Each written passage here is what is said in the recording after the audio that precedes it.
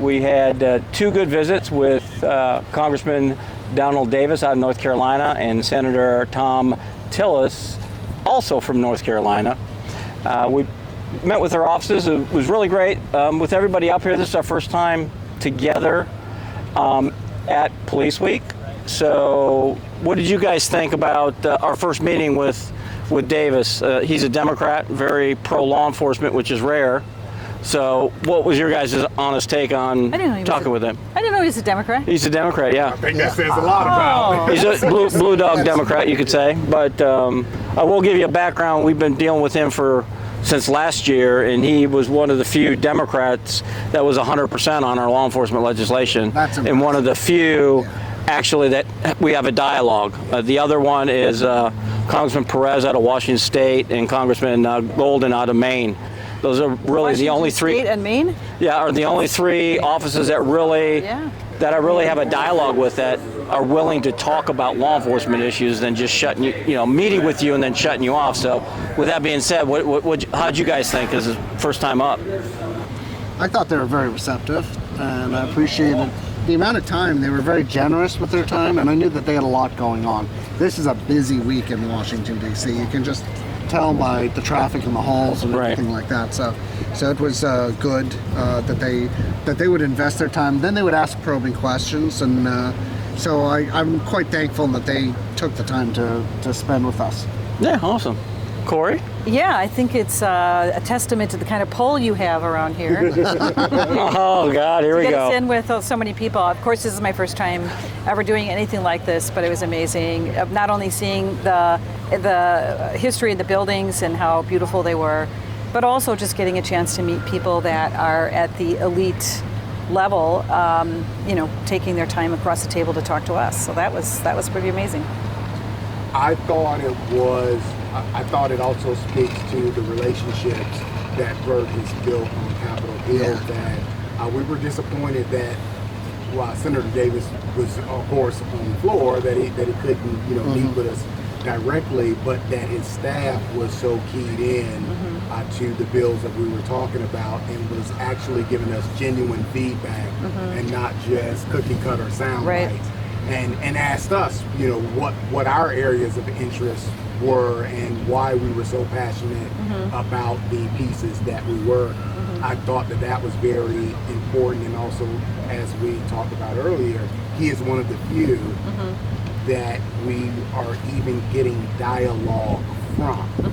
I think it's an indictment on where the DNC is right now, but that he's willing to be one of 4 that is willing to even review the bills and sit down and allow honest and open dialogue, I think says a lot about his character as a leader. Yeah, the fact that there isn't that much bipartisanship, it shouldn't be a political issue. It shouldn't be, but then he has to stand up courageously against people of his own party and break ranks with them in order to bring substantial and significant public safety legislation to the floor and to a vote.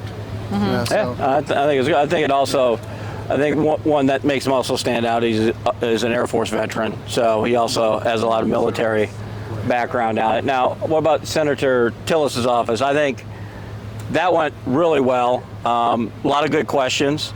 Very pro law enforcement. Very open to discussion on all the issues, even the ones that we weren't there specifically for. But Corey, you had the opportunity to talk about the what would you say, the narrative or the mission that's out there, along with the sex trafficking, which they were very perceptive of. Yeah, I mean, it's something that we don't talk about enough, and it's such a horrible thing to have that happen. And where I'm from in Milwaukee, it's a corridor from Chicago on up to Minneapolis, and you wouldn't think. I always think of Milwaukee as sort of a small town, but it's quite a problem there, and we want to shed light on that, because light is the only thing that is going to allow people to understand the problem and how bad of a problem it is, so they can get involved. Yeah. Roland, what did you think about the center meeting? I thought that they were great to us and interested engaged. We were able to ask them questions. They were interested Yep, I like in the that. questions that we had for them. Like when we said, people are throwing around some of these terms like qualified immunity. Well, everybody thinks that they know what that is. Well, I think the real issue with so much opposition to qualified immunity is the fact that people don't know exactly They don't what it understand is. it. And people need to define it, whether you're on Capitol Hill or whether you're in small town America, because they make it sound on the mainstream media like this is people's cops get out of jail free card, and it's not. Yeah, you're right. What do you think there, To Henry? piggyback off of what Roland just shared, it combines his input this morning and then Corey's together. And people would swear that we have been meeting probably for the last 72 hours to get a script together. But literally, you didn't tell No. us this morning, you say this, you say this. Right. Roland was on a plane, so he couldn't be part of the conversation. But just what Roland said about there's narratives that are put out, especially we see it big time anytime we deal with any minority community, that qualified immunity gives the cops free reign to execute black people. That's been the major play about it. And then what Corey was able to add to, this is why the messaging is so important. Right. Because they have a machine that pushes false narratives and lies 24/7. You're fighting uphill on that, and I mean TikTok is worldwide. Yeah. If we don't fight where they're fighting, we don't stand a chance. Right. And I thought what was impressive, as you guys shared with about Senator Tillis' staff, is that you can tell that I think our push on social media about people reaching out to their senators has had some impact on them, because they were really trying to get all of our feedback, and they gave us extra time than what we were allotted. Yeah, that's unusual, because normally it's exactly. like about 15 minutes. Correct. Pretty much all our visits have been a half an hour. Yeah. Yeah, that's really good. Now, the one thing I want to go back to is, I know Roland missed it. Sorry, Roland. Yesterday, Senator Moody. Yes. That was awesome. Yeah. I mean, we were not expecting to meet with her. She Correct. came out of a committee meeting, spent about 10 minutes with us, got great feedback on, qualified immunity, some of the other bills that she's also championing. What did you two think about that meeting? Well, I loved it. We spoke mostly with her legal counsel, and her legal counsel seemed very passionate about it, very concerned. Again, she gave us so much time. Right. I think you even almost said, well, I know you're busy and, trying to respect their time, but she really was dialed into what you're talking about, and of course she knew. And then when Senator Moody came in, she kind of pushed back a little bit, I think, just to make sure you knew what you were doing, talking about, right? Yeah. And then she says, it was a little shock. It's like, judge. oh, let me think. Okay, yeah. But she had the answer right there. Yeah.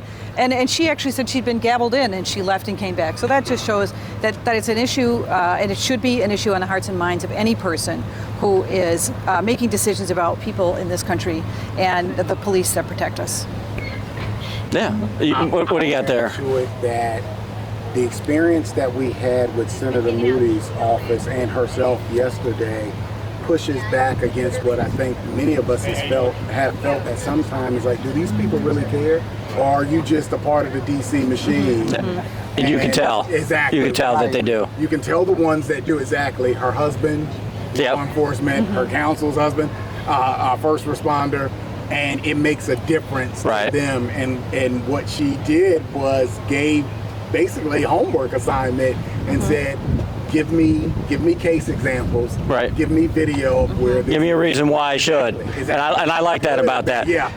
Give me examples, not like, oh, hey, carte blanche. Right. Yeah, I'll get right. I'll get right on it. But yeah, that's what I liked. Yes. So, well, that's awesome. Well, I do have to admit, I know we're getting ready to close up. We got a couple more going on, but I just want to let y'all know it's been awesome these past couple of days. I mean, this is the first time I've ever done this with a different group. Yes. And we got a full house tomorrow. We do. I mean, starting at 8:30, going all the way to about 6:30. Yes. So 8:30 is going to be interesting. It's going to be. We're going to meet. Corey gets detained. We're meeting with a lot of people. Some that aren't maybe not as pro law enforcement as we would like, but to me, that's why we're here. Yes. Because everybody, you got to be able to change their opinion.